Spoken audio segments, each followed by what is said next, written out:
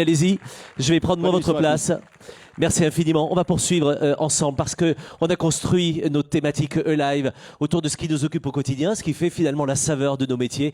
On va parler notamment de lien social.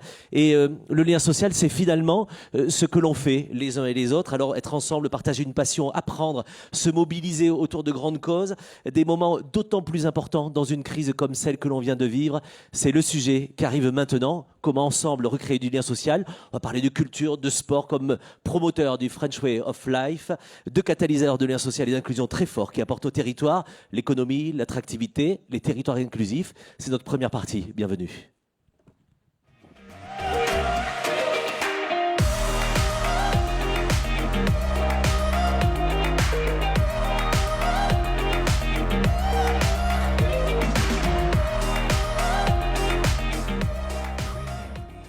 Les grandes messes qui rassemblent, passionnent, inspirent, font tomber les clivages de la société, font évidemment naître beaucoup de vocations, boostent l'économie, relancent le financement associatif, embarquent la jeunesse, on le sait, et créent la fierté nationale et surtout la fierté d'appartenance.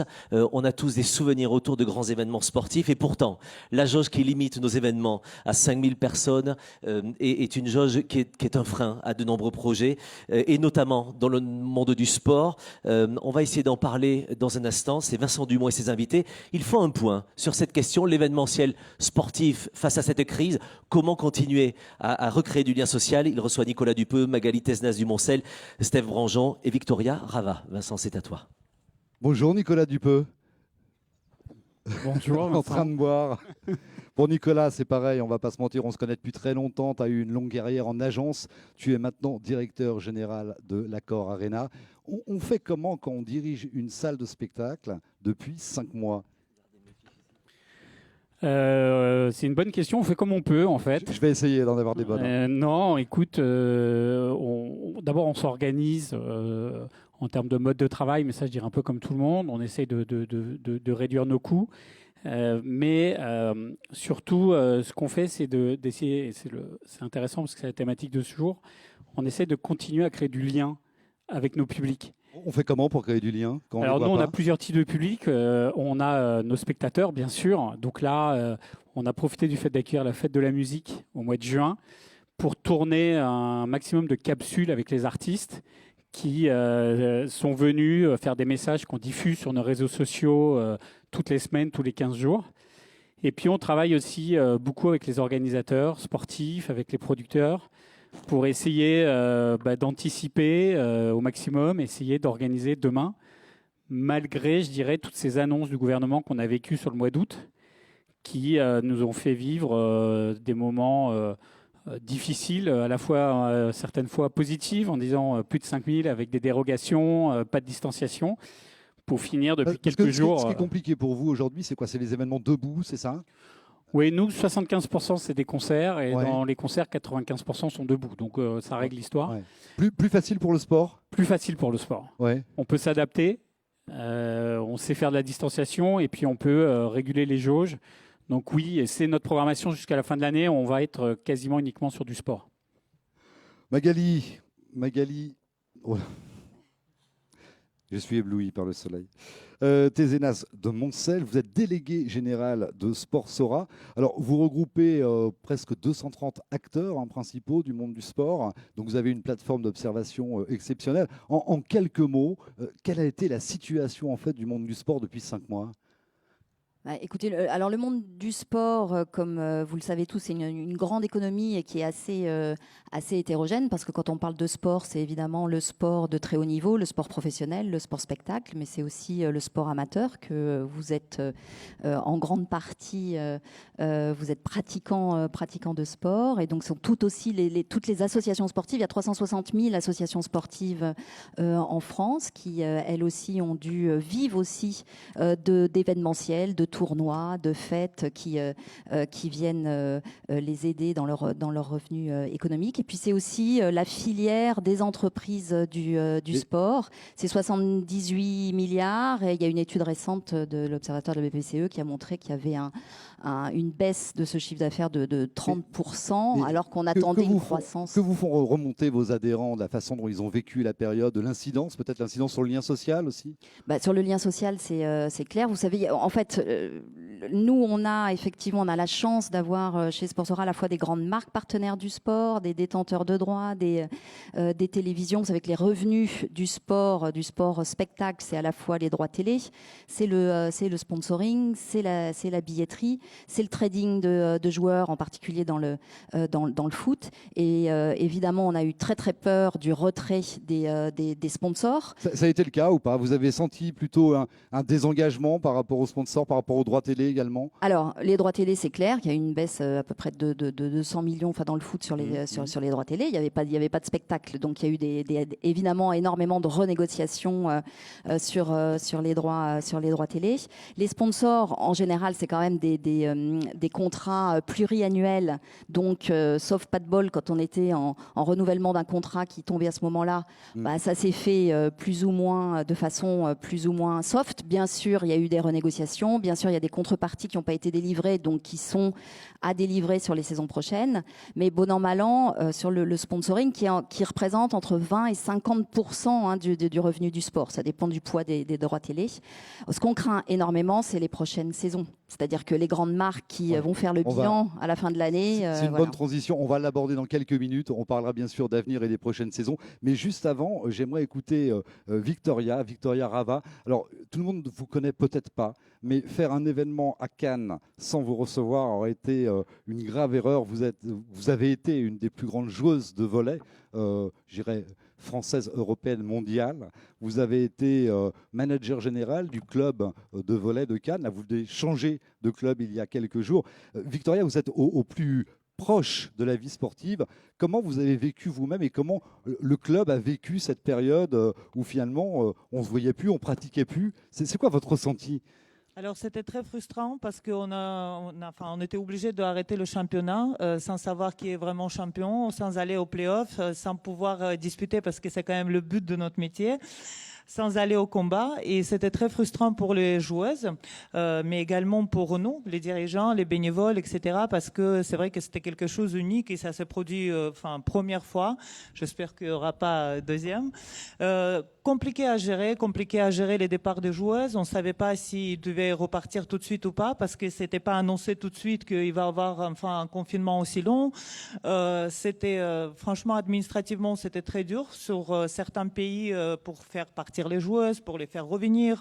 Jusqu'à presque au bout, on ne savait pas si le championnat il va reprendre ou pas. Également la perte de sponsoring.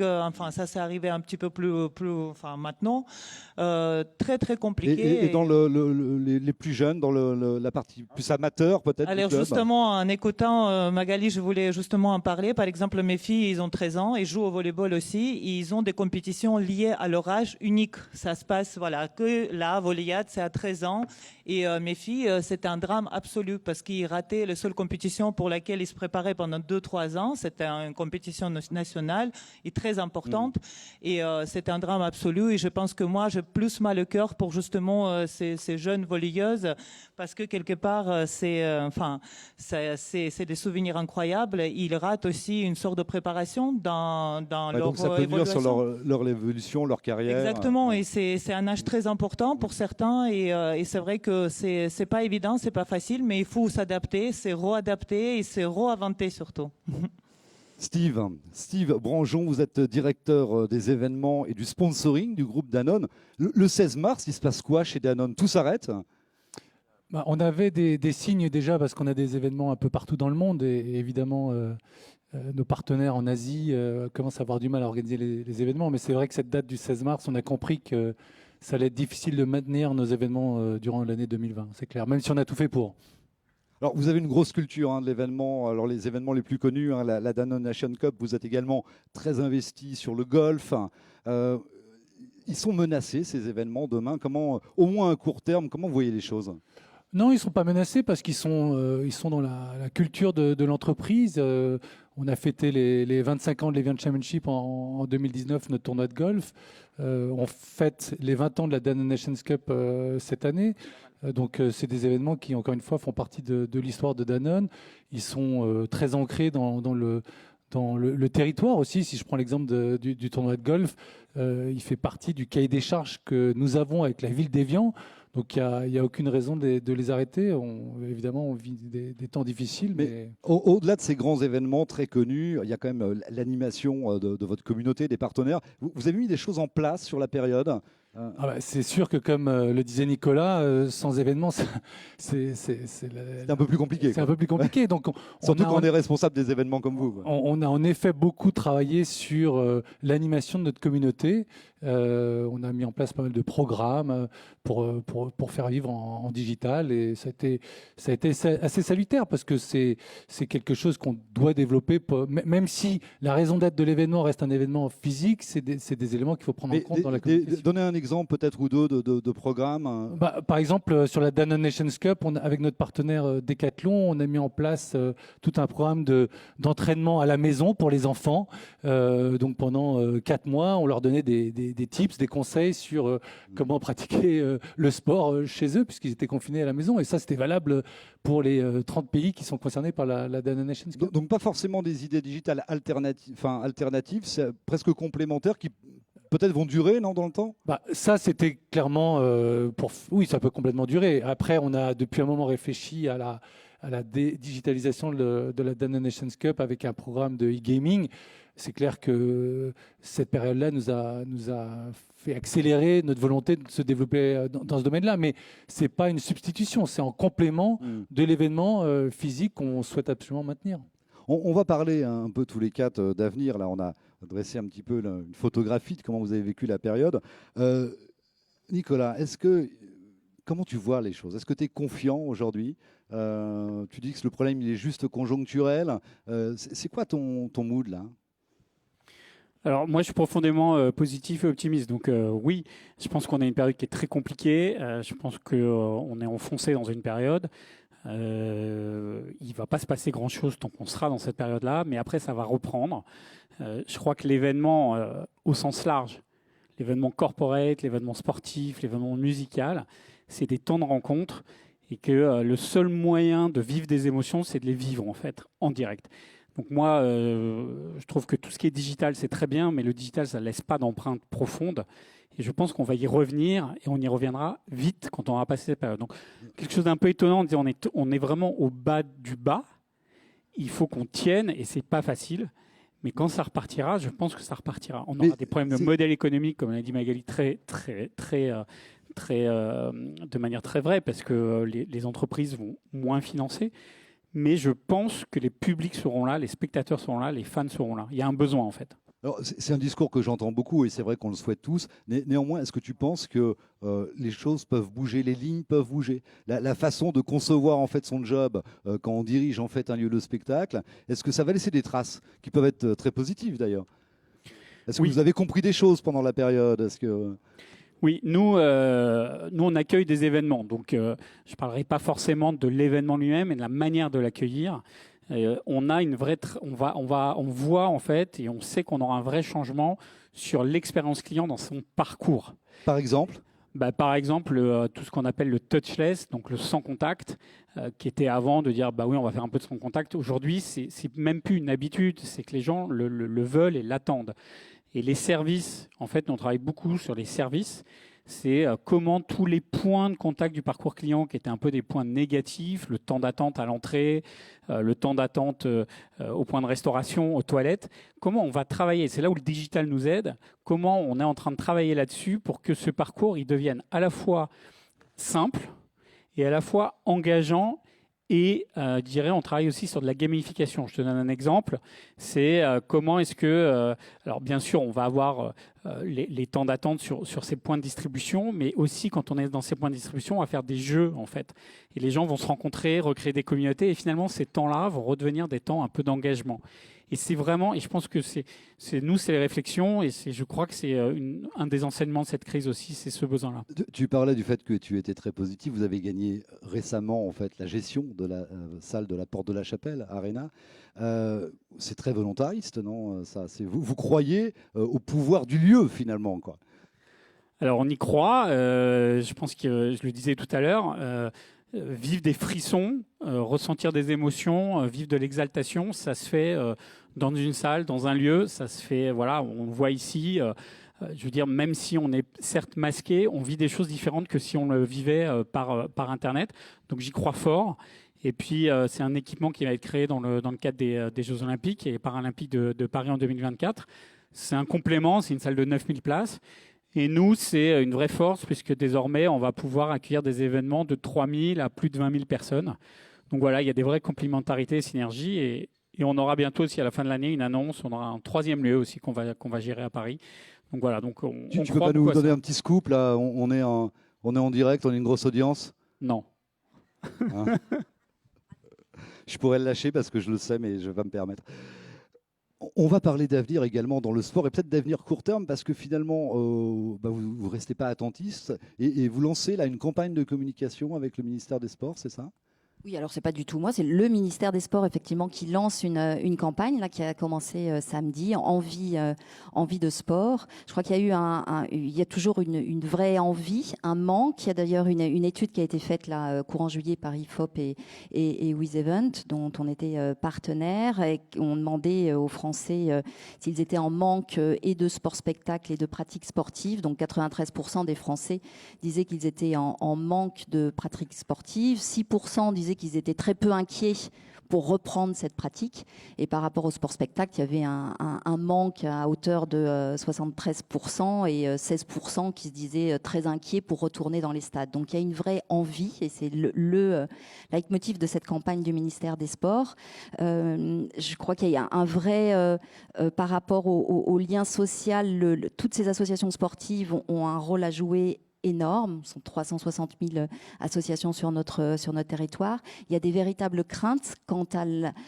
Lesquelles, par exemple ? Alors, l'envie est, mais est-ce que concrètement, les parents retournent inscrire leurs enfants dans les clubs de sport, dans les associations sportives ? C'est quoi ? C'est un problème réglementaire ou c'est plus un problème psychologique, c'est plus de confiance Vous avez observé ça chez vos adhérents ? Une crainte, pas encore, parce que la rentrée, elle va se faire maintenant. Là, c'est aujourd'hui. Une crainte, on espère que ces associations n'auront pas trop de problèmes, qu'elles vont pouvoir, en plus elles sont très dépendantes dans le sport en fait des cotisations. Dans d'autres secteurs, il y a beaucoup de subventions et dans le sport en fait, elles sont très dépendantes des cotisations. Donc s'il y a moins de jeunes qui s'inscrivent, ça va être compliqué. Vous pensez qu'on peut développer le sport à domicile par exemple ? Alors ça a été un des facteurs. Peut-être il faut trouver des choses positives à cette crise. C'est vrai que le sport, ça faisait partie des choses qu'on avait le droit de faire pour sortir pendant le confinement. Et c'est vrai qu'on a vu se développer énormément de pratiques un peu par exemple, vous avez un ou deux différentes. exemples On a tous, peut-être pas tous, mais je pense qu'on a été beaucoup à faire des cours via Zoom. Il y a eu énormément de sportifs de haut niveau aussi qui ont mis en ligne des cours de fitness, de boxe. Et des grands événements aussi. On a par exemple le Tour de France virtuel. Voilà, donc en fait c'est ce que vous disiez, c'est-à-dire le digital évidemment c'est pas nouveau, mais effectivement ça a un peu accéléré un certain nombre de nouveaux modèles. Donc le Tour de France qui aurait dû partir en juillet n'est pas parti en juillet et au mois de juillet il y a eu un Tour de France virtuel. Peut-être que vous connaissez à Montpellier, il y a le FIS qui est le Festival international des sports extrêmes qui a créé le IFIS où là les athlètes se filment. Donc c'est mis sur une plateforme, vous pouvez voter. Finalement ça a aussi des opportunités parce que ça vous permet d'atteindre des cibles que vous n'aviez peut-être pas l'habitude d'atteindre, en particulier des cibles vous jeunes. Vous voyez comme des solutions vraiment conjoncturelles ou non, je pense qu'il y a des choses qui peuvent perdurer avec le temps qui finalement sont intéressantes. Tout à fait. Il y a des idées. Moi aussi, je suis profondément optimiste et je pense qu'il y a des choses qui sont mises en place et qui sont très positives et qui vont rester. Il y a un autre exemple, vous savez, dans le tennis avec Patrick Mouratoglou qui est basé pas loin d'ici, qui a mis en place l'Ultimate Tennis Showdown, qui était un format très où on change toutes les règles. Voilà, on change toutes les règles, on met puis c'est sur des plateformes. Et je pense que pour attirer, vous savez, les sports traditionnels, soit le Tour de France ou le tennis avec Roland Garros, ont des audiences qui ont tendance à plutôt être de plus en plus âgées. Ils ont une vraie problématique pour attirer des cibles plus jeunes. Et ça, ces nouveaux formats, c'est intéressant pour ça. C'est une grande période de créativité, finalement. Il faut trouver un point positif à tout ça, et il y en a. Alors évidemment, c'est des nouveaux formats. C'est sûr que la finale de la Champions League à huis clos, le Final 8, c'est quand même très triste. Mais le principe, voilà, ce sont des nouveaux formats. formats. c'était le stade vide, mais Voilà. Mais ce sont des nouveaux formats qui certainement vont peut-être perdurer ou donner des nouvelles idées. Et ça, c'est bien. Il faut voir cet aspect positif là. c'est une incroyable opportunité. Ouais, cette ouais. période. Je sais pas si on peut dire ça, Ah. mais il faut le prendre comme ça, ouais. Ouais, je l'entends comme ça chez vous.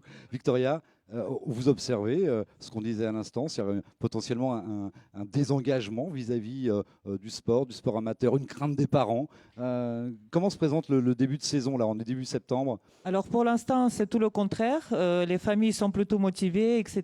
Les enfants, je pense qu'ils ont resté longtemps enfermés. Du coup, il y a une vraie motivation.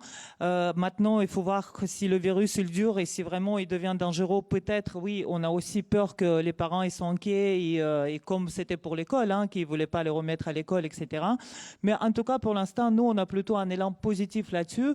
Nous, ce qui est dramatique pour nous, en fait, pour un sport mineur comme volleyball qui n'est pas médiatisé, en fait, qui n'est pas télévisé, médiatisé, enfin pas assez, et pas du tout télévisé, de jouer à huis clos, ça pourrait vraiment tuer notre sport. Et enfin déjà, on a du mal à générer le public, même chez nous. Ici, chez nous à Cannes, on a 5 clubs, enfin professionnels sur, 2 kilomètres. Enfin, on est tous voisins. Ah, c'est vraiment une cité de volley. Exactement. Et on a organisé en fait pour justement promouvoir. 20 fois champion de France, c'est ça? Oui, exactement. Ouais. On a essayé de tout en fait changer notre concept et on a organisé les événements, les showcases avec des grands artistes après les matchs de volley justement pour essayer de faire venir un public différent à Escannes. Et aujourd'hui, en fait, tout est interdit. Au contraire, il faut qu'encore on se réadapte à cette situation. Ça commence à être compliqué, mais moi je reste très positif parce que je pense qu'après on va garder aussi des bonnes techniques parce que il faut être plus propre, peut-être porter le masque plus longtemps, etc. et tout ça. Ça, je pense qu'on a à vie maintenant tout ça et c'est pas une mauvaise chose. Et je pense qu'il y a plein de monde qui réfléchissent comment. Nous, le volley quand même, c'est un sport mineur, ça va être compliqué, mais il faut qu'on essaye de prendre aussi la bonne voie. Alors de l'innovation, chez Danone, on innove aussi, on réfléchit là pour demain, j'imagine que oui. Oui, mais Les entreprises les plus innovantes de France, en événements, en partenariat, on essaie d'inventer autre chose?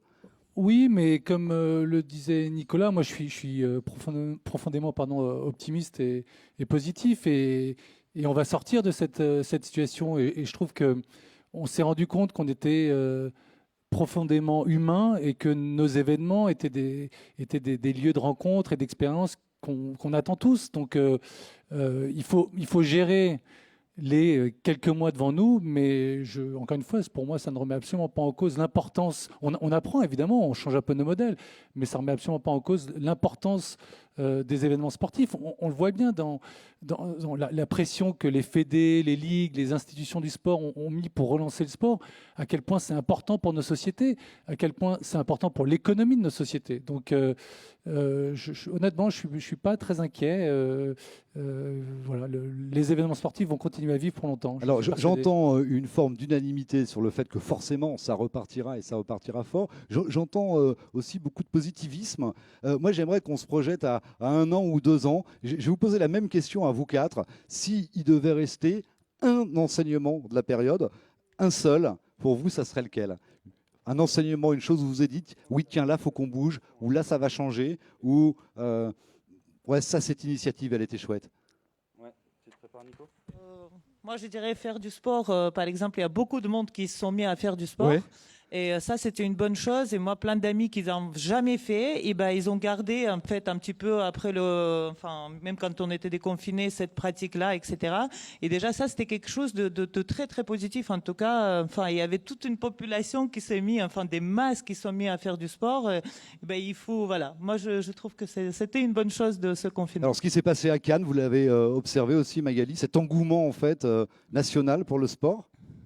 Oui, si je devais un dernier mot peut-être, on a vu aussi des belles choses en matière d'éco-responsabilité, c'est-à-dire qu'on a par exemple la Formule I qui a tout un circuit et qui a dû terminer un peu comme la Champions League son circuit sur un lieu unique et puis forcé, ils se sont rendus compte qu'ils n'avaient pas besoin peut-être que chaque équipe n'avait pas besoin de déplacer 600 personnes, qu'il y avait des choses qui pouvaient se faire aussi à distance sans qu'ils ne perdent en performance et je pense que pour le bilan carbone aussi de ces événements, c'est quelque chose de positif. Et donc sur tout cet aspect d'éco-responsabilité, aussi d'utilité des marques partenaires, qui aujourd'hui on demande aux marques ce qu'elles soient utiles, et le sport coche toutes les cases des engagements responsables des marques, et ça c'est super important que les marques viennent encore plus au sport et utilisent le sport peut-être pour démontrer et comme vitrine de leur engagement responsable. En tout cas, Danone a donné un message très clair de son engagement dans le sport. Votre enseignement, vous, Steve?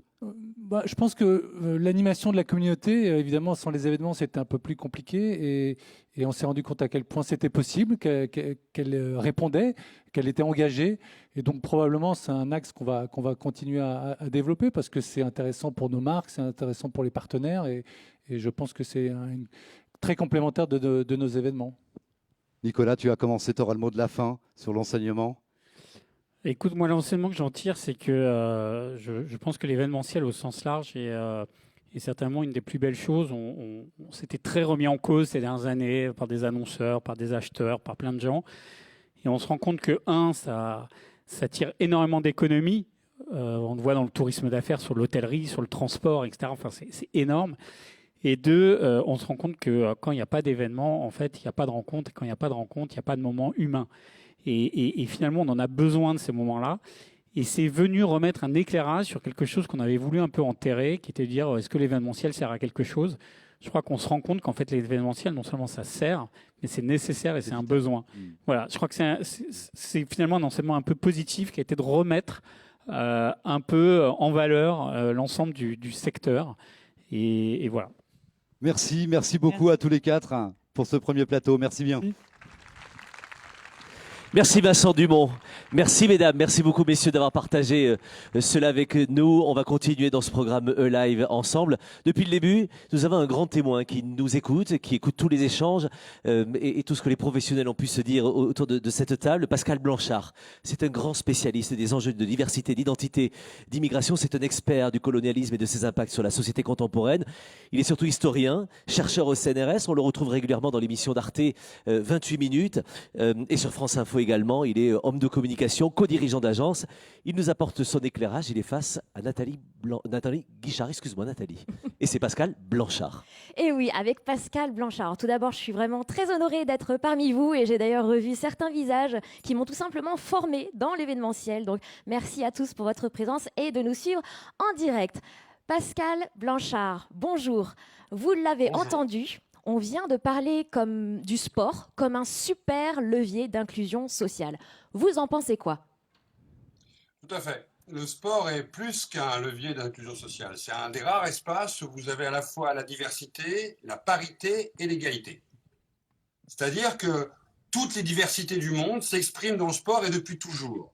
C'est un des rares espaces où ceux qui n'ont pas forcément l'accès à une visibilité monde peuvent arriver à avoir cette présence et à avoir cette visibilité. Donc le lien social est très fort dans le sport. D'ailleurs, c'est pas hasard si les grandes épreuves sportives du monde ont souvent été des grands moments politiques. Vous avez tous en tête Mexico 68, vous avez tous en tête Jesse Owens Berlin, parce que le sport est ce moment où d'un seul coup, alors qu'il peut y avoir des difficultés à tous être égaux dans le monde monde contemporain et mondialisé, d'un seul coup donne une visibilité à tous, un droit à la parole. Pourquoi? Parce que le sport, par définition, tout le monde est sur la même ligne de départ. Ce qui n'est pas toujours le cas dans la vie. Donc oui, le sport est l'exemple même du lien social. Ok, alors vous parlez, d'un changement de paradigme actuel sur la question de la diversité. Un changement que vous dites brusque et puissant. À quoi est-ce que vous attribuez cette accélération? En fait, depuis une quinzaine d'années, on parle beaucoup de diversité et on a beaucoup de mal à le faire émerger. À la fois dans la culture, dans la communication, dans l'événementiel, dans le cinéma, dans les arts. Je dirais globalement, tout le monde en parle et tout le monde a du mal. Comme si c'était impossible de faire ce que la parité a réussi à faire depuis une trentaine d'années, avec un combat qui est loin d'être terminé, d'arriver à trouver ce juste équilibre qui est un bon reflet du monde. Et là, il s'est passé en quelques mois, pendant ce temps du Covid, un nombre d'événements qui ont fait prendre conscience qu'il y avait à la fois des inégalités, des discriminations et deux mondes qui ne fonctionnaient pas à la même vitesse. Et nous sortirons de ce temps du Covid, nous sortirons de cette crise sanitaire avec une prise de conscience totalement différente de la manière dont il faut penser la diversité. Pourquoi? Parce que maintenant, il y a une pression sociétale, mondiale. C'est la première fois qu'on voit des jeunes qui manifestent à Berlin, à Londres, à Paris, à New York, à Chicago, au Canada, de la même manière pour la même raison. Et d'un seul coup, on démonte des statuts dans le monde entier pour la même raison. Et d'un seul coup, des gens réclament une forme d'égalité et la fin du racisme pour les mêmes raisons. L'impact sera beaucoup plus important sur la manière de parler du monde, de communiquer au monde, tout simplement même de traiter du monde au regard de ce qui vient de se passer. Bien sûr, on n'est pas encore sorti de cette crise, donc on ne mesure pas l'effet qu'il va y avoir sur le monde de l'événementiel et de la communication. Mais il se viendra demain nécessaire, comme aujourd'hui c'est déjà nécessaire dans les médias, de tenir compte de cette diversité du monde qui bien souvent souffre d'une forme de visibilité, comme si c'était une exception, une difficulté à en parler. Et bien demain, il va falloir l'intégrer comme une normalisation du monde. Vous êtes en train de nous dire que finalement, cette question de la diversité, du lien social inclusif, finalement, il est vraiment en train de prendre un essor grâce à la crise qu'on vit et finalement qui est une épreuve commune à tous, quelle que soit notre origine, etc. Oh, c'est même plus complexe. La crise a rencontré une autre crise. Vous avez vu ce qui s'est passé avec Floyd. Nous sommes tous conscients que ces 8 minutes de vidéo signifiait quelque chose. Cette image a été vue sur la Terre entière et a donné une prise de conscience qui, depuis des années, avait du mal à émerger. Dans le même temps, alors qu'il y a cette crise sanitaire et économique monde, il y a une forme de rééquilibrage d'entendre la parole de tous. C'est à la fois le fruit du hasard et certainement pas tant du hasard que ça. D'un seul coup, nous avons entendu parler de cette question, nous sommes tous devenus sensibles. Nous ne savons pas comment le digérer, nous avons des points de vue, d'ailleurs certainement tous politiques, sociologiques, culturels différents sur ce qui se passe, mais nous avons tous professionnels conscience que d'un seul coup, on ne peut plus parler comme hier de la diversité.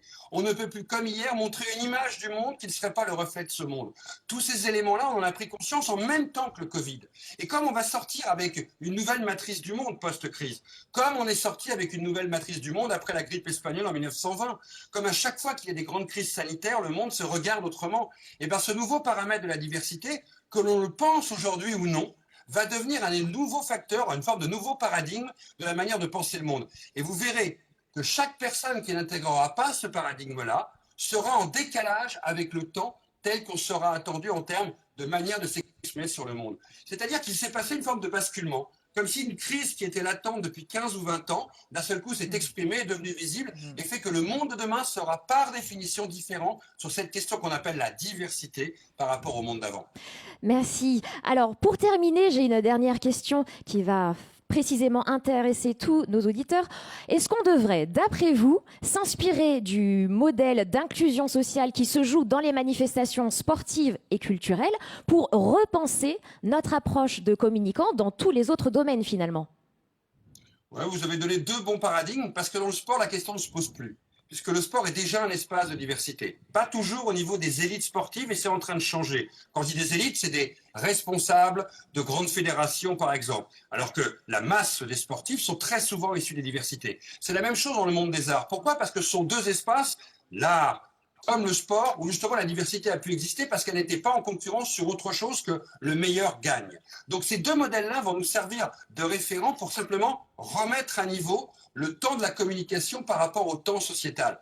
Le temps qui mettra le plus à réagir, ce sera le temps politique. Comme toujours, c'est toujours en politique qu'il y a du retard par rapport aux autres mondes. Mais vous savez, la publicité a déjà parfaitement intégré les notions de diversité dans sa manière de regarder le monde et de l'exprimer. Et donc demain, l'événementiel, tous les supports de communication, la manière même de penser l'expression de ces sujets-là, changeront comme la publicité a su le faire depuis de nombreuses années, tout simplement parce que c'est la normalisation du monde et qu'il faut un moment, quand on se regarde dans un miroir, et le monde est un miroir, tout simplement se reconnaître. C'est ça qui va se passer demain. Merci beaucoup Pascal Blanchard d'avoir été avec nous en direct sur E-Live. Merci beaucoup Pascal Blanchard, qu'on peut applaudir. Nathalie Guichard également, que j'ai grand plaisir à retrouver. On vient de parler dans ce lien social, on vient de parler de sport. Évidemment, il y a d'autres événements qui participent de ce lien social. Ce sont les événements culturels. Si le sport rassemble, la culture nourrit. La culture, c'est ce qui fait de l'homme autre chose que d'accident de la nature. C'est André Malraux qui nous disait ça. On a rencontré celui qui l'a mis au cœur de son action politique. On écoute Jack Lang, votre invité aujourd'hui.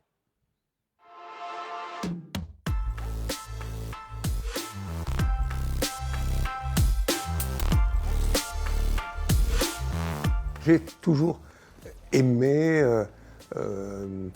que l'art, la beauté puisse être partagée. C'était mon idée quand j'ai créé le Festival mondial du théâtre à Nancy. Ce fut aussi mon idée lorsque, directeur du théâtre de Chaillot à Paris, j'ai créé dans le château de Vincennes un événement pour les enfants. Quand j'aime quelque chose, j'ai envie de le faire découvrir à d'autres. Et je pense que ce sentiment, il n'est pas seulement le mien, il est le sentiment de beaucoup de gens. Quand on a le goût de la musique, ou le goût du théâtre, ou le goût de l'art, on se dit que mieux vaut qu'on puisse ensemble humer et savourer les choses. L'événement, il n'est pas nécessairement un événement spectaculaire ou national ou international. Parfois, ça peut se passer au coin de la rue. Quand on prend l'exemple de la fête de la musique, c'est 1001 événements dans l'événement. C'est dans un village, c'est sur une place, c'est dans une cour d'hôpital, c'est dans une gare. Donc, à la mesure de chacun, il y a cet échange possible lorsqu'on crée un minimum de conditions de retrouvailles entre les citoyens. Ça participe, je dirais, de la convivialité humaine. Je n'ai rien inventé. Lorsque les anciens Grecs réunissaient dans ces magnifiques théâtres les citoyens pour découvrir Échille, Sophocle, ils fêtaient le théâtre, ils se retrouvaient ensemble, ils fêtaient aussi la participation à la même cité. Donc je crois que l'art peut avoir cette fonction de tisser des liens humains, physiques, civiques entre les gens. Je me souviens que nous avions aussi, à l'occasion, je crois, du bicentenaire de la Révolution française, organisé cette incroyable parade avec Jean-Paul Goude sur les Champs-Élysées. Et là, c'était vraiment un mariage de l'enthousiasme populaire, de la beauté, de la célébration du monde, de la liberté. Il y a besoin de moments forts, de moments puissants, qui nous conduisent à nous dépasser nous-mêmes, à sortir de notre fort intérieur pour retrouver les autres à travers l'art. Il faut ne rien exclure.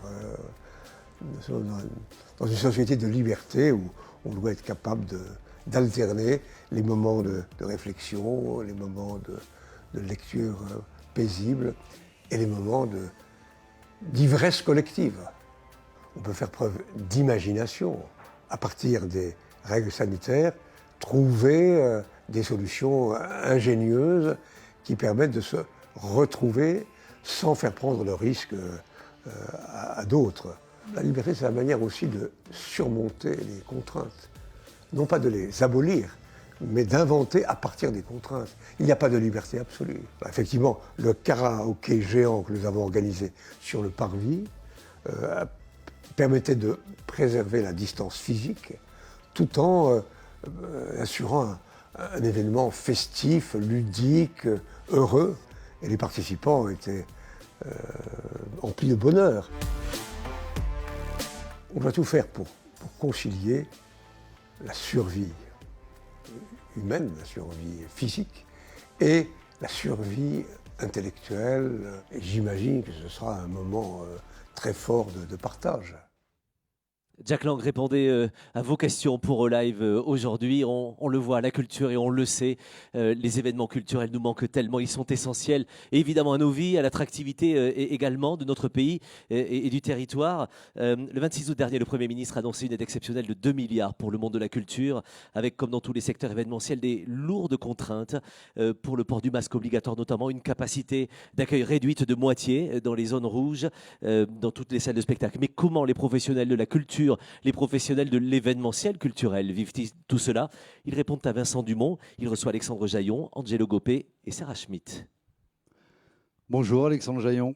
Bonjour. Alors tout le monde ne vous connaît pas, je vais prendre juste quelques secondes pour vous présenter. Vous êtes directeur associé de We Love Art, c'est une agence de création pluridisciplinaire. Vous êtes producteur de festivals Nouvelle Génération et en 2011, vous créez le festival éco-responsable We Love Green. Alors j'aurais pu vous faire réagir à ce que disait Jack Lang, j'ai choisi quelqu'un d'autre, j'ai choisi Jean Castex, qui disait il y a quelques jours, le secteur culturel a beaucoup souffert de cette crise, plus que d'autres. Vivre avec le virus, c'est se cultiver avec le virus. On fait comment aujourd'hui ? C'est très difficile, on essaye d'être créatif. Nous, on a été évidemment obligés d'annuler le festival Wheel of Green au début juin. On a été parmi les premiers festivals de la saison estivale.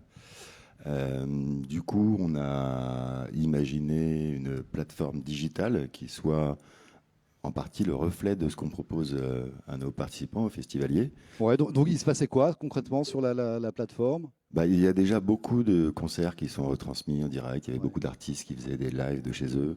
Et du coup, on a essayé d'imaginer quelque chose d'un petit peu différent, qui soit plus proche du parcours du festivalier, c'est-à-dire des différentes expériences. Le festivalier peut vraiment choisir son parcours et du coup son expérience en elle-même.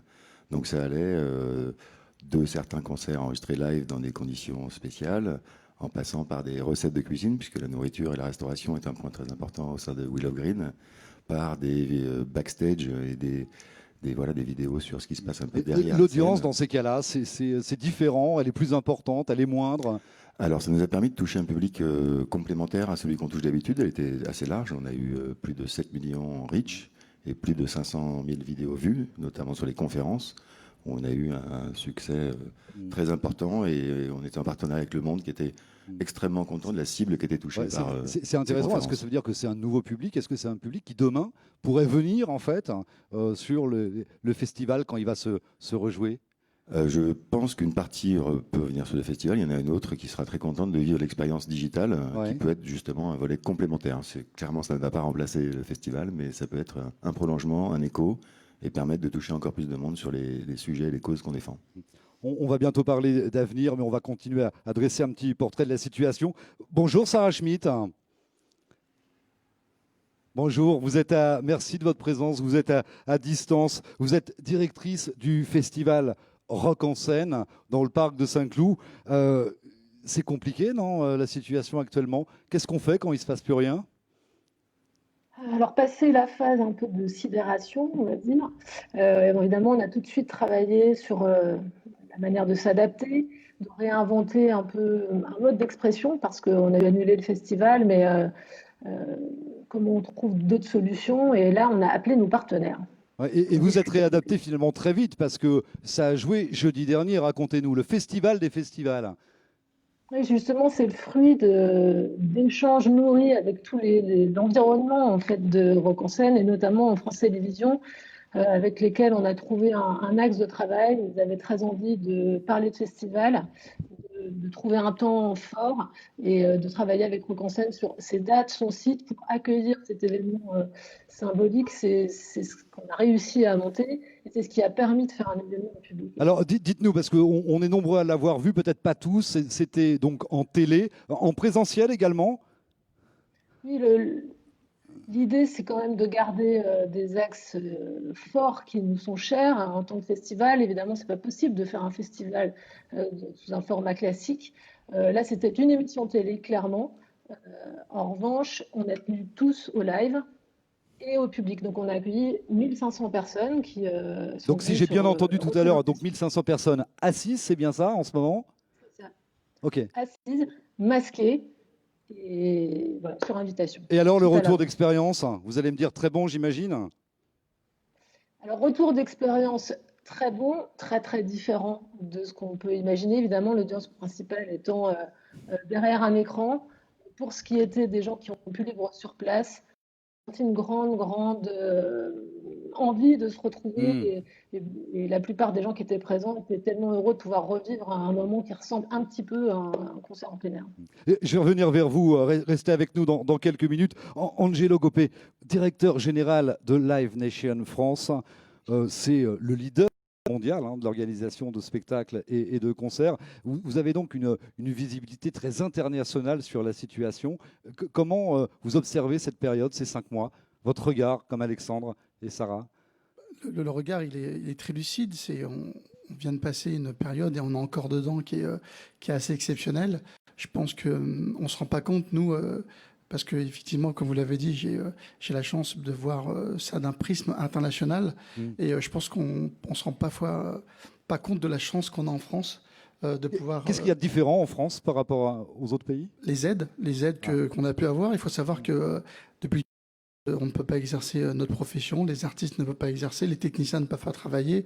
C'est toute une filière qui est en danger, pas seulement que les producteurs, les salles, les festivals, mais aussi les agents de sécurité, le catering, le son, la lumière, la vidéo. Comme on l'a dit, ce qui nous rejoint et ce qui nous lie ensemble avec l'événementiel, c'est tout ce tissu économique et autour de nos événements.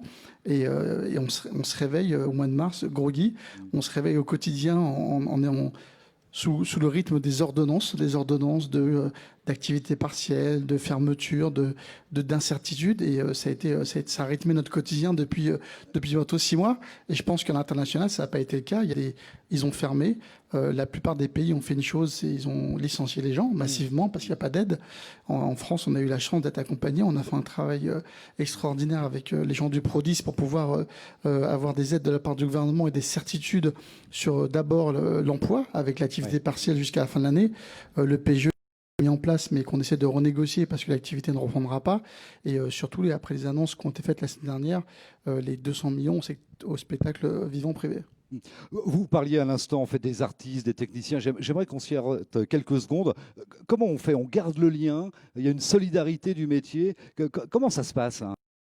À tous les niveaux, que ce soit les artistes, que ce soit les techniciens, que ce soit les employés, on travaille avec, je vous dis, avec le Prodis, avec le MEDEF, pour être sûr que l'ensemble de la filière puisse avoir les mêmes aides que l'événementiel. C'est-à-dire qu'il a fallu se battre pour inclure dans les aides les codes NAF, comme on les appelle dans les sociétés, pour être certain que l'ensemble des entreprises qui travaillent dans l'événement de spectacle soient aussi inclus dans leur code NAF inclus dedans pour qu'on puisse aussi les aider, les accompagner, parce que je pense qu'aujourd'hui quand on fait un spectacle, on n'est pas tout seul, il n'y a pas que nous producteurs, il n'y a pas que les artistes, il y a tout cet ensemble de gens qui travaillent autour et qui sont nécessaires aujourd'hui au festival et au spectacle. Alors, on espère bien sûr tous qu'on revienne sur un rythme beaucoup plus normal. J'aimerais qu'on parle un petit peu d'avenir. Est-ce que vous pensez que fondamentalement, la période actuelle, dans le domaine de la culture, dans le domaine de la musique, va bouger les lignes profondément? Est-ce qu'il y a des choses qui vont changer? On l'a entendu tout à l'heure avec le sport, où il y a eu beaucoup d'innovations qui peuvent rester. Est-ce que vous le vivez pareil? Moi, j'ai pas l'impression. J'ai l'impression que le festival va rester, je l'espère, une espèce de grand-messe festive et dans laquelle il y aura une forme de communion qu'on ne peut pas retrouver à travers des événements digitaux, qu'on ne peut pas non plus retrouver à travers des événements qu'on a essayé d'imaginer pour la rentrée de septembre. On a travaillé sur un lieu éphémère sur plusieurs semaines en plein air, justement pour essayer de jouer avec les contraintes qui étaient en place. Mais malheureusement, on a finalement été obligé de jeter l'éponge ces derniers jours parce que les conditions étaient trop précaires, trop incertaines, à la fois sur les autorisations, sur les mesures sanitaires à mettre en place, évidemment par ricochet sur le modèle économique. Donc on n'a pas pu, après plusieurs mois de travail sur ce sujet, aller au bout de cette idée qui consistait à proposer un format différent, plus déambulatoire, avec des petites jauges. Ça ne fonctionne pas.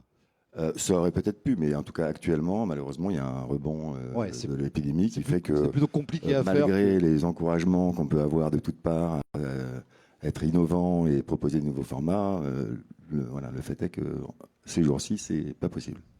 Sarah Schmitt, j'ai été très très frustré cette année, je dois vous l'avouer. Quel est le projet pour vous moyen-long terme? Bon, on sait très bien qu'il y a des points qui sont très liés au réglementaire et au sanitaire, mais est-ce que vous allez finalement bouger les lignes sur le festival Rock en scène? Malgré toute la stratégie incantatoire qu'on peut avoir, il y a quand même des critères de base qui font qu'un festival, avec ses dimensions, son environnement, ne peut pas se faire sous n'importe quelle condition. Et effectivement, les mois qui viennent portent beaucoup d'incertitudes. Je ne pense pas qu'on puisse, comme ça, tout renverser d'un coup, compte tenu du fait qu'en plus, on n'a pas de visibilité. Donc nous, on part sur un festival 2021. Comment on gère justement aujourd'hui ce manque de visibilité? On monte quand même des projets, on l'envisage. Comment ça se gère? On essaye de monter des choses complémentaires, c'est ce qui a été déjà dit tout à l'heure, c'est-à-dire qu'est-ce qu'on peut faire en distanciel, comment on peut faire vivre les choses. On a par exemple nous mis en avant les jeunes talents qu'on aurait dû faire jouer sur scène en leur faisant capter des sessions live sur le site du domaine de Saint-Cloud pour les mettre en avant, pour avoir quand même ces artistes-là qui ont des possibilités d'exister. Mais là, je pense qu'il faut que dans les mois qui viennent, on arrive à tenir ces mois qui arrivent pour construire quand même nos événements à ces moyen terme. Angelo Copé, cette période, elle bouge les lignes, elle bouge votre réflexion. Vous vous dites finalement demain, la façon de faire notre métier, d'organiser en fait des tournées, ça va changer. Ou peut-être que ça vous donne des idées d'ailleurs. Je pense que dans un premier temps, ce qu'il faut tirer quand même de cette période, c'est qu'on a appris, il y a un mot-clé qui est essentiel à cette période, c'est la proximité. La proximité avec les gens, la proximité avec le territoire, la proximité avec les régions. Et on doit en tirer des conséquences et voir comment on va arriver à se projeter dessus.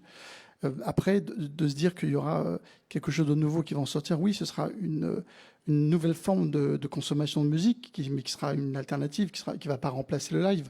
Il faut savoir aujourd'hui que le live est reconnu comme des événements de masse, comme celui qui apporte le plus de bonheur, celui où on sent de partager sa passion, de vibrer devant un artiste. Il y a des choses qui se font et qui sont de belles réussites. On a pu voir le concert de BTS il y a quelques temps qui a attiré plus de 23 millions de personnes. Ce week-end, on a eu les VMA qui ont été une très belle réussite de télévision. Donc il y a des choses qui vont être créées pour la télévision. Il y a du live stream qui va se faire, mais je pense que ce sera des choses qui vont être parallèles. C'est comme quand il y a 40 ou 45 ans, lorsqu'on a dit que la télévision allait rentrer dans les stades de football, peut-être que ça allait vider les stades, ça ne les a pas vidés. Je pense que la musique a besoin aujourd'hui aussi de live streaming, mais il faut qu'on trouve un équilibre économique pour les artistes, pour ceux qui vont produire ces événements. Il faut qu'on trouve aussi des partenaires, parce que le tout, c'est pas d'arriver être en ligne, c'est au moins d'arriver à monétiser. Et je pense que de tout ça, il y a des choses positives qui vont sortir, mais il est obligatoire aujourd'hui qu'on arrive à s'asseoir tous ensemble et redéfinir un futur. C'est le cas, vous arrivez à bien échanger ensemble, à co-construire, à réfléchir à l'avenir, ou non, c'est très concurrentiel? Il est indéniable aujourd'hui que le maître mot de l'avenir, c'est le collectif. Si aujourd'hui on est individuel, si on est égoïste, je ne pense pas qu'on va arriver à faire des choses, mais à tous les niveaux, qu'on soit en tant qu'être humain ou que femme, au sein de l'entreprise, je pense que cette crise va nous apprendre aujourd'hui à voir différemment nos collaborateurs, nos collègues, en train de salariés différemment. On parle de télétravail, qu'est-ce qui va être possible ou pas possible. Je pense qu'il faut qu'on s'adapte à quelque chose qui, je pense, quoi qu'il arrive, sera arrivé dans les années futures. On a une espèce d'accélération qui a été faite peut-être à cause du virus. Je pense que je ne vais pas dire quelque chose de positif, ça n'a fait qu'accélérer. On a été parfois trop loin dans les cachets, trop loin dans les choses trop grandioses, dans la surconsommation. Et on redescend, je pense, à quelque chose qui doit être beaucoup plus noble et beaucoup plus sincère. Je voudrais rebondir sur un mot, parce que j'aimerais pas qu'il passe inaperçu. Vous avez dit la notion de proximité. Qu'est-ce que vous mettez derrière? La proximité, c'est d'abord la proximité humaine.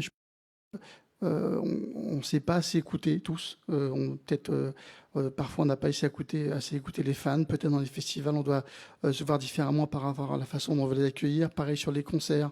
Je pense qu'aujourd'hui... Nicolas, tout à l'heure, parlait de l'expérience client. Oui, tout à fait. On est là-dessus. Et il y a aussi autre chose qui est indéniable, c'est que les gens ont été forcés, par exemple, contraints, forcés de rester en France parce qu'ils n'ont pas pu voyager. Mais on peut se rendre compte qu'aujourd'hui, de rester en France, la puissance qu'ont les événements dans les territoires, quand on parle de retombées économiques, c'est la même chose qu'on... Vous avez suivi le BPI Tour? J'étais tous les jours sur le BPI Sérieux? Tour. Ouais. J'ai rencontré... C'est quoi? Vous en avez tiré quoi? Déjà, des entrepreneurs incroyables en province, une puissance, une bienveillance dans les territoires qui est vraiment très forte. Et de se dire aujourd'hui que si on peut aller beaucoup plus sur les territoires, dans les villes, dépenser justement ces territoires, cette économie va pouvoir engendrer des hôpitaux, des écoles. Je pense que c'est pour ça que quand on parle des retombées économiques, des festivals, des événements dans les territoires, dans les villes, elle est réelle, elle est sincère. Ça veut dire quoi? Ça veut dire un plus grand maillage des événements, peut-être des plus petits événements? Non, pas forcément. Il n'y a pas de. Moi, je pense qu'il ne faut pas penser en grand événement ou petit événement. Je pense qu'il faut penser à événements. On a aujourd'hui des milliers d'artistes en France qui ont talentueux. Il y a des gens dans les régions qui ont envie de faire des choses. Il y a des maires, il y a des présidents d'agglo, des présidents de région. Et je pense qu'il faut aller vers eux. Il faut arriver à créer des événements qui ressemblent à ce qu'est la région, qui ressemblent à ce que peut être le territoire. Ils peuvent être petits, ils peuvent être moyens, ils peuvent être alternatifs. L'important, c'est de se dire qu'aujourd'hui, on a un terrain de jeu en France qui est encore et je pense que ça fait du bien d'y aller et de percevoir cette bienveillance dans les territoires. Vous avez des activités très proches, Alexandre. Vous avez la même approche, la même analyse qu'Angelo sur cette proximité, sur le territoire, sur peut-être mieux travailler ensemble. Je vous invite à... Absolument, avec un point que tu as évoqué, qui est aussi quand même... qu'on était arrivé dans une phase où il y avait une espèce d'accélération, de surconsommation. Et aujourd'hui, par contre, il y a quand même une difficulté à trouver des modèles économiques sur les festivals. qui fait que c'est pas toujours facile de les développer dans les régions. Pourquoi les marques s'engagent pas assez? C'est un problème de financement? Alors, on a la chance, par rapport à l'ADN même du festival, d'avoir des partenaires qui sont engagés à nos côtés parce qu'ils nous accompagnent sur les sujets d'écologie et ça leur permet de toucher un nouveau public à travers la musique. Donc on a de la chance qu'ils soient engagés sur plusieurs années. Mais c'est vrai que c'est pas toujours facile par rapport au prix des artistes de sortir. Vous parliez à l'instant d'écologie. Vous allez être certifié, je crois, cette année par la norme ISO 20121. C'est un point de passage obligé? Alors c'est pas obligé, c'est vrai que là la période nous donne le temps d'y consacrer un peu plus d'énergie. C'est surtout très important pour qu'on puisse continuer à impliquer nos équipes à tous les niveaux. Tout à l'heure, Angelo parlait justement des équipes de sécurité, de catering, des barman. Et c'est vrai qu'aujourd'hui, on a besoin que l'ensemble des intervenants soient à nos côtés et nous accompagnent, comprennent les enjeux auxquels on essaye de répondre à travers ce laboratoire qui est Will of Green.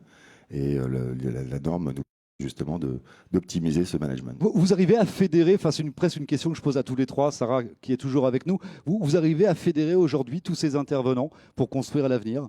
Vous avez quoi comme espace de dialogue, d'échange, de discussion? On a le PRODIS, qui est le syndicat d'entrepreneurs de spectacle. Je pense que, comme je l'ai dit tout à l'heure, qui a fait un travail formidable pendant ces 6 mois, qui a su accompagner les festivals, les salles, les entrepreneurs. On a encore beaucoup de chemin par rapport aux annonces qui ont été faites la semaine dernière, parce qu'elles ne sont pas très claires, et on nous annonce 200 millions pour le spectacle vivant privé. Et je ne me rends pas compte, 200 millions, c'est énorme ou c'est rien? On parle de pertes de l'ordre de 2 milliards quand même de cette année. Donc oui, je pense que... Aujourd'hui, on peut se renouveler, mais il y a beaucoup d'entreprises qui ont investi depuis 2-3 années. Et des coûts de structure, c'est pas forcément que les salaires et que les bureaux. Donc, je pense que on a besoin de cet argent. Cet argent-là, c'est pour la sauvegarde des entreprises. C'est pas pour se payer, c'est pas pour voyager, c'est pour sauvegarder des entreprises. Parce qu'il y a une étude qui disait avant les vacances que 50% des producteurs et des festivals disparaîtraient d'ici la fin de l'année si on n'était pas aidés. Sarah, l'équilibre économique de Rock en Scène, il pourrait être remis en cause. Vous êtes plutôt confiante sur la question? L'équilibre économique des festivals est toujours fragile. De fait, tout le monde se pose la question de comment dépasser cette crise. Et évidemment, on projette sur un retour à une certaine normalité, même si on sait très bien qu'il y a des choses qui vont changer en termes d'accueil du public. Cette période nous a fait accélérer sur un certain nombre de points, je pense, et en même temps prendre du recul sur le côté collectif de ce qu'on réalise tous. Le meilleur moyen de trouver des solutions ensemble, c'est de réfléchir ensemble, de monter des choses pour éprouver les nouvelles pistes que nous avons pour travailler ensemble. Ouais, je vous fais confiance pour ça. Écoutez, il y a des milliers de personnes qui nous regardent actuellement, donc je vais aider votre billetterie 2021. Vous connaissez les dates déjà de l'édition de l'année prochaine? On est encore en train de travailler dessus là. Dès que vous les avez, on vous les relaiera. En tout cas, merci Sarah d'avoir été avec nous à distance. Merci à vous. Peut-être juste en un mot chacun, s'il devait y en avoir un, l'enseignement des 5 mois qu'on vient de vivre pour votre métier. Ça sera peut-être proximité, Roger Lobby, il y en aura peut-être un autre, mais Alexandre? Innovation. Voilà. On y réfléchit tous les jours, on a travaillé sur plein de projets, pas tous ont vu le jour jusqu'à maintenant. C'est un mot très ambitieux, on consacrera 1 heure demain en fin de matinée à l'innovation, au nouveau modèle. Angelo? Je dirais, à proximité, je l'ai déjà dit, mais territoire, parce que, comme Alexandre le disait, aujourd'hui, si on veut parler de vision, d'ambition, c'est de faire les choses dans les circuits courts, que ce soit au niveau, aujourd'hui, des prestataires, au niveau des producteurs, au niveau du transport. Et je pense que c'est ces choses-là qu'il faut qu'on arrive à envisager aujourd'hui pour construire un nouveau modèle. À vous suivre, on organise une tournée de live dans les 13 régions françaises et vous nous le produisez. Ça vous va? Aucun souci. On en parle ce soir. Merci à vous deux. Merci. Merci.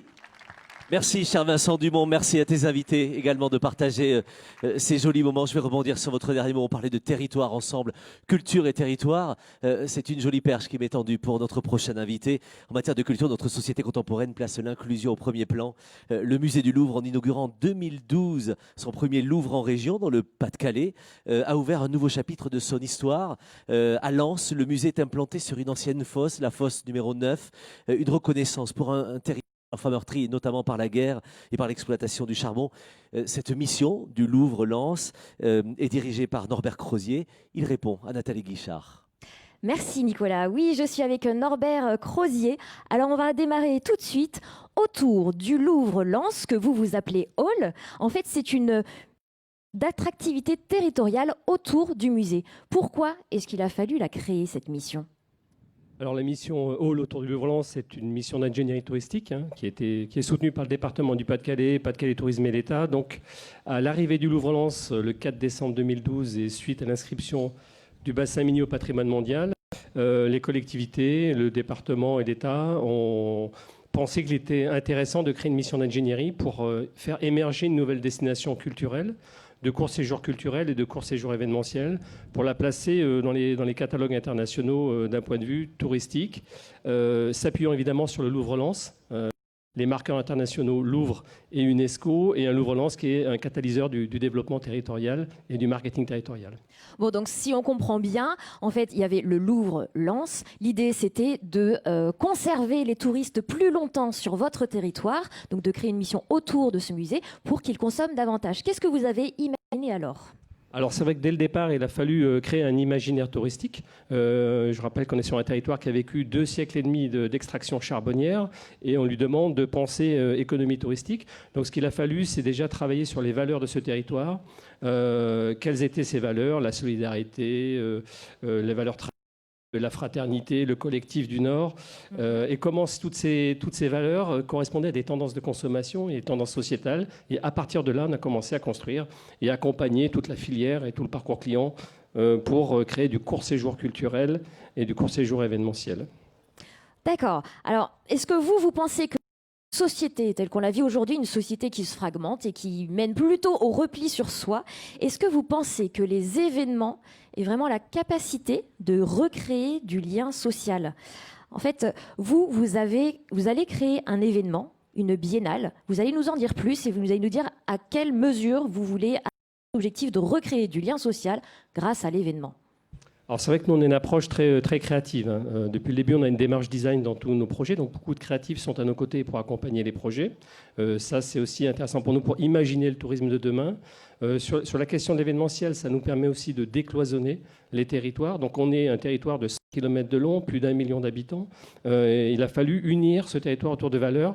Et ces valeurs, on va les retrouver dans un événement qui s'appelle Hyper Noir, où on va traiter la thématique du noir dans tous ses états, dans tous ses éclats, sur un parcours d'expérience touristique, culturelle, culinaire. D'accord, tout autour du noir. Alors la thématique est intéressante parce qu'actuellement au Louvre-Lens, vous avez l'exposition Soleil Noir qui a été maintenue. Donc on était alignés. On va reporter notre événement qui devait avoir lieu en juin de cette année, en juin 2021. Alors tout autour du noir, oui, c'est un élément de valeur. Nous, le noir, on essaie de le magnifier, de le rendre chic. On est sur un territoire où on doit renverser les clichés. Donc comment jouer avec ces éléments de valeur et travailler du coup à des expériences autour de la thématique du noir. Et c'est là où on a pu réunir des habitants, des associations, des artisans, justement, qui permettent, entre autres, de créer du lien social autour d'un objectif commun, autour d'une thématique commune, mais c'est sens qui est donné à l'événement et le travail en profondeur qui nous a permis de faire adhérer un maximum de personnes et de créer un collectif. Alors, vous venez de le dire, en fait, cette biennale Hyper Noir, donc qui devait avoir lieu en juin de cette année est reportée en juin de 2021, l'année prochaine. Est-ce que vous la repensez sur le même format ou est-ce que vous imaginez les choses différemment, puisqu'elle devait réunir un maximum de touristes et d'acteurs locaux? C'était le but.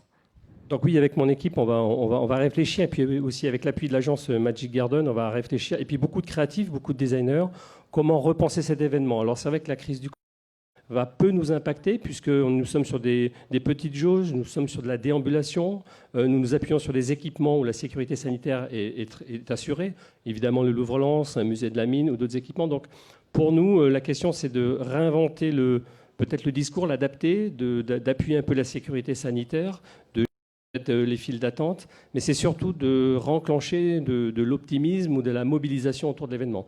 C'est-à-dire qu'on va repartir dans des ateliers de co-création avec les habitants, avec les associations. Il faut qu'on remette un peu d'énergie dans l'événement, mais pour nous, ça ne change pas grand-chose pour cette première édition. Ok, alors on peut avoir un exemple ou deux d'événements créés sur mesure pour votre biennale Hyper Noir. Alors, comme je vous le disais, on s'appuie sur des valeurs, sur des éléments identitaires très forts. Donc, il y en a un premier qui peut être assez original, qui s'appelle Frites Art. Donc, comment, à partir de l'emblème un peu du Nord de la baraque à frites, on va pouvoir, qui est un point de ralliement populaire, comment Les on va frites noires alors? Alors, pas les frites, mais la mayonnaise, par contre, oui. Ah. Donc, comment on va travailler, évidemment, des temps culinaires avec des grands chefs, qui soient étoilés ou des boulangers locaux, la thématique du culinaire. Donc, le free art, oui, va être comment une activité en multiculturelle pour avoir lieu sur un parcours. All Night Long, qui est une sorte de visite mystère où vous embarquez de nuit et vous avez une sorte de parcours culturel et aussi gastronomique. Et puis un défilé de mode avec des partenaires japonais, puisque le Japon est un marché cible pour nous.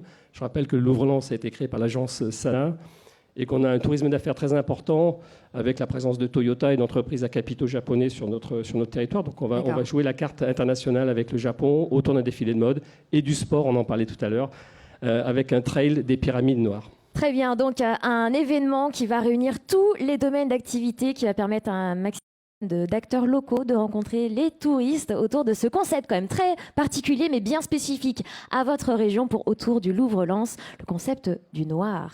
Merci beaucoup Norbert Crozier d'avoir été avec nous. Merci. Merci Nathalie, merci beaucoup Norbert de nous avoir éclairé. Une journée vraiment où on essaie les uns et les autres d'apprendre, d'échanger et de s'éclairer. Je vous quitte parce qu'on est en train de terminer notre première séquence live cet après-midi et je voudrais en parler avec deux administrateurs de l'événement Asso. Bonjour à tous les deux, merci d'être avec nous. Bonjour. Béatrix et Arnaud, vous avez suivi attentivement d'ailleurs tous les administrateurs de l'événement Asso. Votre vice-président Vincent anime brillamment les débats avec les annonceurs qui sont là. J'aimerais voir avec vous en petit point, qu'est-ce que vous aimeriez que l'on retienne de tout ce que l'on a dit et vous, qu'est-ce que vous avez retenu? Arnaud, d'abord parce qu'on a parlé de sport tout à l'heure, l'événementiel et le sport. Qu'est-ce que tu as retenu des échanges avec les différents intervenants? Alors, ça va être difficile de conclure après toutes ces interventions et en particulier l'intervention de Pascal Blanchard qui a été encore une fois brillant sur le sujet de l'intégration et du lien social à travers la culture et le sport. Et en ce qui concerne le sport, on le sait tous, le sport est un générateur et un créateur ultra puissant et essentiel du lien social.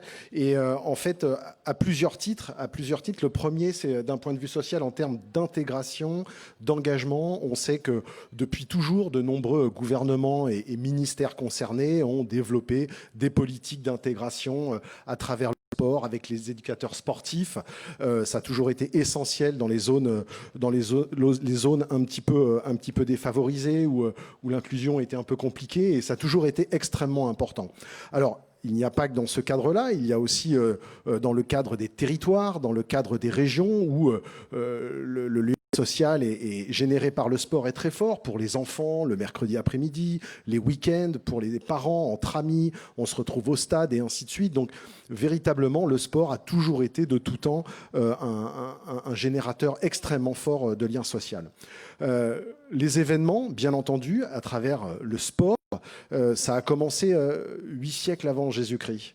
Puisque... J'étais pas né, excuse-moi. Alors, tu n'étais pas né, c'est vrai, mais en fait, c'est à cette époque que sont nés les Jeux Olympiques antiques. Et déjà à cette époque, en fait, de nombreuses cités grecques parcouraient des centaines de kilomètres pour venir pendant des semaines leurs athlètes ou leurs équipes favorites. Et aujourd'hui, les Jeux Olympiques modernes sont peut-être la plus belle représentation du lien social, puisque tous les 4 ans, des centaines de millions de personnes suivent entre amis, en groupe, dans des lieux de vie, où se déplacent des dizaines de millions, se déplacent sur le lieu de ces Jeux Olympiques, sans problématique sociale, sans considération politique ni religieuse, pour venir soutenir à travers une grande fête toutes ces équipes et tous ces sportifs. C'est donc véritablement, je pense, quelque chose d'extrêmement puissant qui nous permet quotidien aussi d'adhérer à de nombreuses valeurs que moi je chéris beaucoup, qui vont être la cohésion, qui vont être le respect et tout ce que le sport va pouvoir véhiculer au quotidien. Et merci de nous apporter cet éclairage. Je vois David Lisnard, le maire de Cannes, qui arrive sur notre site. On va l'interviewer dans quelques secondes sur ce plateau. Je vais me tourner vers toi, Béatrix Mourer, administratrice aussi de l'événement. On a parlé de culture ensemble, un joli moment, et c'est vrai que les événements culturels morflent comme tous les autres. Qu'est-ce que tu as retenu de tous les mots que l'on a échangés ici sur ce plateau? En fait, comme le disait Jacques Lang, en fait, quand on aime quelque chose, que ce soit l'art, la culture, mais aussi notre métier, et c'est aussi pour ça qu'on est là aujourd'hui, on a envie de le partager, de le faire découvrir, et ça, c'est grâce aux événements. C'est aussi, ça nous permet de nous retrouver entre nous, avec nos clients et les événements culturels, entre citoyens et avec les artistes. Et c'est vrai que quand je suis allée au Festival des Festivals jeudi, c'était un moment incroyable de retrouver des artistes qui chantaient en live face à nous. C'est quelque chose de magique. Oui. Et c'est ce qu'a montré en fait ce manque d'événements culturels, c'est qu'il y avait ce besoin de communion. Et c'est un lien qui est magique, qui est remplaçable. Et je pense que c'est aussi pour ça que les marques vont continuer, vont réinvestir en fait tous les événements, les festivals, que ce soit de la cinéma, de la culture. Ce que je voulais dire aussi, c'est que, voilà, qu'est-ce qu'on fait aujourd'hui? Et je pense que, comme le disait encore Jacques Lang, on peut concilier en fait la survie humaine, la survie physique et la survie intellectuelle, c'est même essentiel. La survie de la société, comme le disait Pascal Blanchard, c'est essentiel pour la diversité, réduire cette fracture sociale qu'on a. C'est aussi la survie économique de toute la filière, des intermittents, de toutes les sociétés du spectacle, mais aussi des territoires, comme le disait Norbert Crozier. En fait, en montrant avec Hyper Noir, on voit bien qu'au-delà du levier d'attractivité touristique, économique, ça redonne de la fierté, de l'optimisme dans le territoire. Et ça, c'est hyper important. Et c'est ce que j'ai envie de retenir, l'optimisme. Et je pense que voilà, on est hyper créatif dans notre métier et qu'on va réussir à se réinventer et à faire encore mieux qu'avant. Donc voilà, mon dernier mot, ce serait soyons optimistes et soyons toujours plus créatifs. Merci beaucoup à tous les deux de nous le rappeler. On applaudit Béatrix Arnault, s'il vous plaît. Même chez vous, d'ailleurs, puisque c'est un tic peut-être d'animateur, mais en tout cas, on a aussi envie de s'applaudir parce qu'il y a beaucoup d'optimisme aujourd'hui. Merci d'avoir partagé cela avec nous. On parle de territoire, justement. On est sur un territoire exceptionnel ici. Cannes, une ville à la renommée mondiale, indiscutablement liée au plus grand festival culturel du monde, le Festival de Cannes. 50 événements internationaux chaque année, ici dans le domaine de la télévision, de la publicité, de la musique, de l'innovation, de l'immobilier, du commerce et du luxe. Et près de 300 000 visiteurs professionnels viennent lors de ces salons. Et c'est d'ailleurs la deuxième ville d'accueil de salons professionnels après Paris. Mais pour autant, une ville comme Cannes, 6 mois sans salon, 6 mois sans activité événementielle. Comment fait-on quand tout s'arrête? C'est Nathalie Guichard qui pose la question à David Lisnard, le maire de Cannes, qui nous fait l'honneur d'être avec nous aujourd'hui. Et oui, je suis avec vous, David Lisnard, maire de Cannes. Et alors justement, ça y est, enfin un grand événement. Cannes, enfin un grand salon avec en plus les professionnels du secteur. Comment est-ce que vous le vivez? Bien, forcément. D'abord, je veux remercier Romuald Cadra qui est ici, qui est un fidèle avec qui on a monté des choses il y a quelques années déjà. Et de le voir avec Wii U monter cet événement, c'est pour nous, c'est pour moi à titre personnel un grand plaisir. Et pour Cannes, c'est une source d'espoir. Notre ville, vous l'avez bien dit en introduction, elle vit entre autres de l'événementiel. On estime la part de l'événementiel dans le PIB local entre 12 et 25%. C'est plutôt proche des 25%, donc c'est énorme.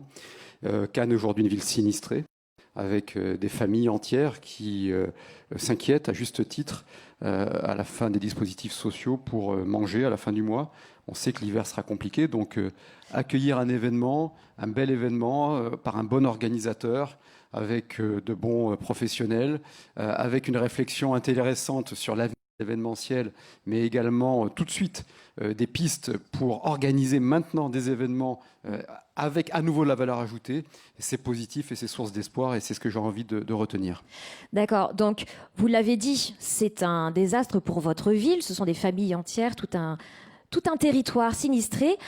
Live, notre émission, la baseline, c'est l'événementiel accélérateur de la relance économique. Donc pour vous, on peut même parler de l'événement en tant que poumon de la ville. Donc forcément, l'impact de l'arrêt des congrès et des événements internationaux, c'est plus qu'ailleurs encore ce désastre économique. Alors qu'avant, c'était une influence jusqu'ici extraordinairement positive. Donc, est-ce que vous allez repenser le modèle économique de votre ville? On peut se poser la question. Autrement dit, est-ce que la relance économique à Cannes passera quand même par l'événement? D'abord, question de deux choses. Un, l'économie, c'est avant tout le fruit des choix d'investisseurs privés qui consacrent une idée, du capital, de l'investissement, du travail à un projet.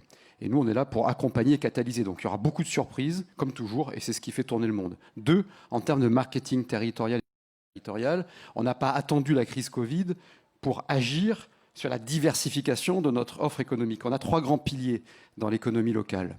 Le tourisme, l'accueil en général.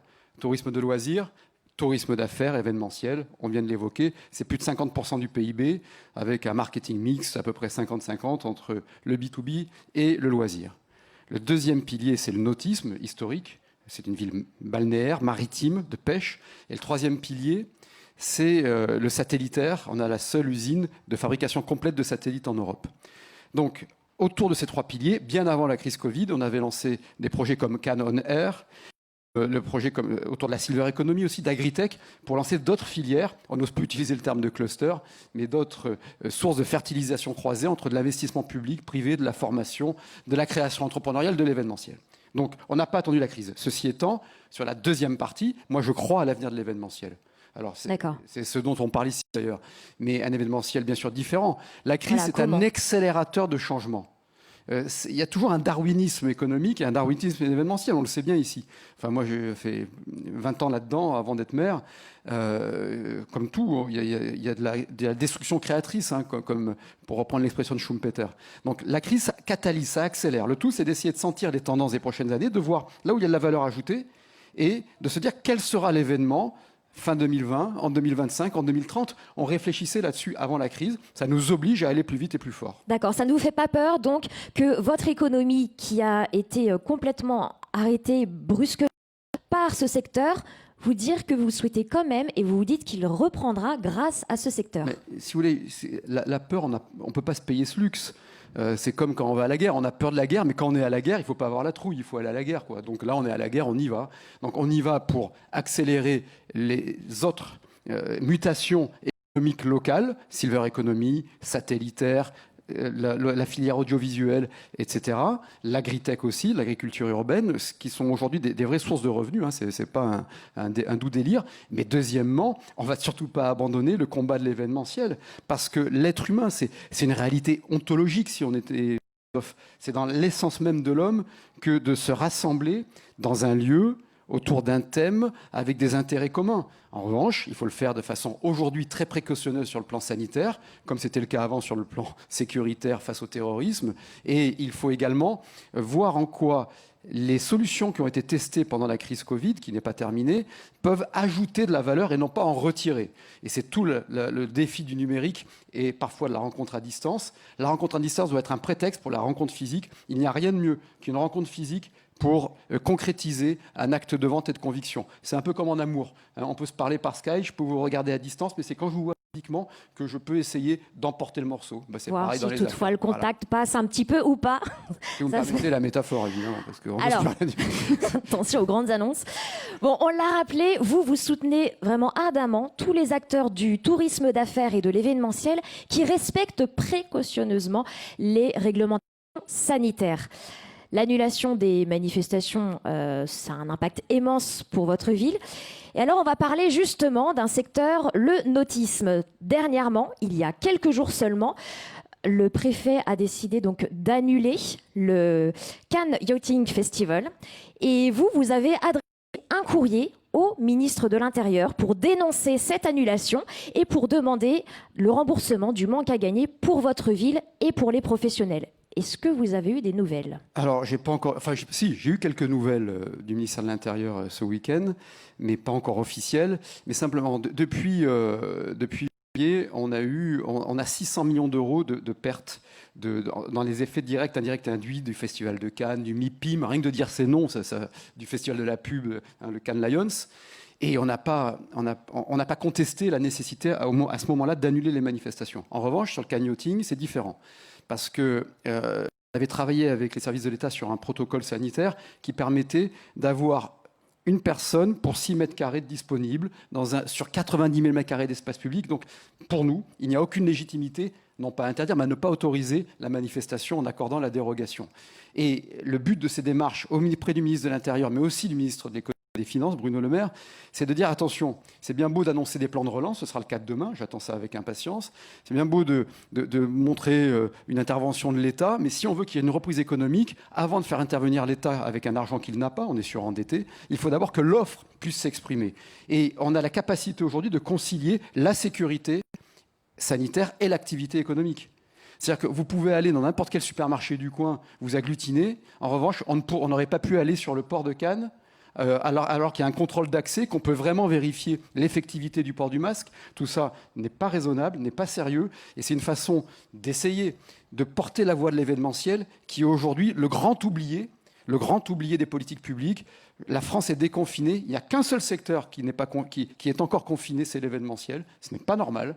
Et alors que, bien évidemment, la sécurité prime sanitaire, mais on est beaucoup plus en mesure de contrôler le bon respect de normes sanitaires lorsqu'il y a un organisateur, défini, des protocoles, une responsabilité de l'organisateur à la destination. Exactement. On le dit de ici, rassemblement qu'on le voit partout. les professionnels de l'événementiel qui garantissent justement cette réglementation sanitaire optimale. Est-ce que vous avez très rapidement un mot à adresser à tous ceux qui nous regardent, qui sont dirigeants, responsables d'équipes dans l'événementiel? Donc toute l'activité tourne autour et bat au rythme des événements. Vous, votre ville aussi, on peut dire que vous êtes également un capitaine de bord pour vos équipes. Comment est-ce que vous leur parlez? Comment vous les rassurez? Comment ça se passe avec vos équipes? Alors, bon, moi, j'ai pas de leçons. Il y a que des... Vous savez, chacun, un patron, un maire, on est des praticiens, quoi. Mais vous, comment moi je vois beaucoup de points communs entre ce que je fais en tant que maire et ce que je faisais en tant que chef d'entreprise à mon petit niveau, quoi. Donc, le tout, c'est de donner du sens et de donner il faut faire sens et faire lien, comme aurait dit Régis Debray. Donc, donner du sens, de rappeler que nos métiers, ils sont d'intérêt général. Faire tourner une ville, assurer des services publics où vous organisez des événements, permettre des rencontres, être un catalyseur de valeur. Donc, quand on a du sens, on avance. Et puis faire lien, parce que je le répète, l'être humain ne peut pas vivre cloîtré derrière un écran. Ce n'est pas de la vie, ça. C'est la non-vie. Donc, bossons, soyons rigoureux, et puis il faut se documenter, regarder les grandes évolutions comportementales, comment on peut faire du numérique un augmentateur, un accélérateur de rencontres et non pas un élément de substitution. Et puis on va gagner, quoi. Voilà. Très bien. Et maintenant, un tout dernier message à adresser aux organisateurs d'événements qui nous regardent avant de dire au revoir. Si vous voulez gagner et être bien, venez à Cannes. Merci. Merci beaucoup, David Lisnard. Je remets le masque, mais on a bien scrupuleusement respecté la distance. Parce que tout à fait. Et mon masque, je l'avais bien entendu juste avant de monter sur lynché sur les réseaux sociaux. Et je vous confirme qu'on est à bonne distance. Merci beaucoup, David Lisnard, de nous accueillir dans votre ville et d'être avec nous. On va vous raccompagner. Je ne sais pas si ça se fait d'ailleurs de raccompagner le maire de sa propre ville, mais en tout cas, merci beaucoup, David. Alors que Vincent Dumont nous rejoint sur cette scène, Nathalie. Vincent, Nathalie, on vient de terminer cette première séquence de live fort enrichissante avec plein d'informations, beaucoup d'invités. Plus que jamais, l'événementiel doit apporter à la vie, à notre société, beaucoup de joie, beaucoup de confiance et d'optimisme. On a essayé de voir comment on peut recréer le lien social, évidemment. C'est ce qu'on va continuer à faire ensemble. On se retrouve à 17h, ensemble dans un autre format. Après E-Live, on se retrouve à 17h pour le Before. Nathalie, ta mission pendant le Before, tu fais quoi? Moi, ma mission, c'est de rencontrer les exposants, donc ceux qui font l'événement, ceux qui sont en coulisses, etc. Et donc, je vais aller leur parler et leur demander leur ressenti, ce qui se passe actuellement, pour que tous ceux qui ne sont pas là sachent précisément ce qu'on est en train de vivre ici. Et toi, Vincent, des invités ici sur ce plateau? Alors, j'aurai des invités ici sur le plateau. On va voir en fait ceux qui font l'événement, des prestataires techniques en particulier, mais pas que. Et j'aurai la chance de recevoir 4 freelances ensemble qui nous parleront d'une très belle initiative. C'est à 17h. On se retrouve à 17h pour le Before, les uns et les autres. Et d'ici là, continuez à communiquer avec nous sur les réseaux sociaux, à continuer sur le chat, évidemment, si vous êtes devant votre ordinateur, ou sur l'application d'Event Meetings, si vous êtes parmi nous pendant cette journée. À tout à l'heure, à 17h. À tout à l'heure.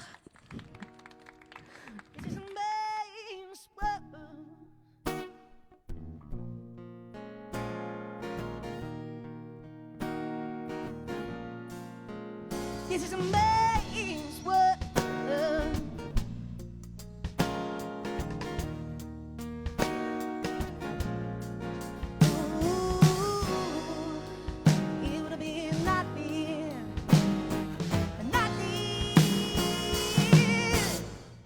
by the woman